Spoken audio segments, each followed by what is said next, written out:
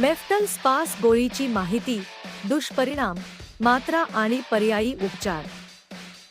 नमस्कार मित्रांनो, आज आपण मेफ्टल स्पास गोळीबद्दल माहिती घेणार आहोत, जी मासिक पाळीच्या वेदना आणि इतर वेदनांसाठी वापरली जाते.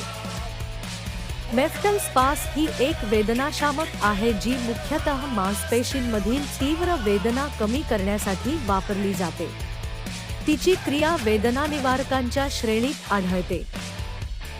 याची सामान्य मात्रा प्रौढांसाठी दिवसातून 2 वेळा एक गोळी आहे, परंतु तुमच्या वेदनेच्या प्रकारानुसार डॉक्टरांचा सल्ला आवश्यक आहे.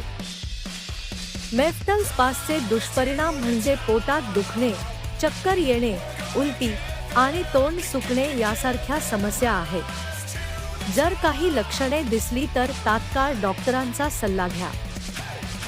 याचे आरोग्यदायी पर्याय म्हणून नैसर्गिक उपचारांकडे वळू शकता, जसे की ओले सेक, व्यायाम, योगा किंवा औषधी वनस्पतींचा उपयोग. अशा प्रकारे मेफ्टल स्पास ही एक उपयुक्त गोळी आहे, परंतु योग्य मार्गदर्शन आणि डॉक्टरांच्या सल्ल्याने वापरणे अतिशय महत्त्वाचे आहे. आपल्याला ही माहिती उपयुक्त वाटली असेल तर तुमच्या मित्र आणि कुटुंबियांशी शेअर करा. अशाच माहितीसाठी सबस्क्राईब करा सुमित द इन्फॉर्मेशन हब चॅनलला. ओके.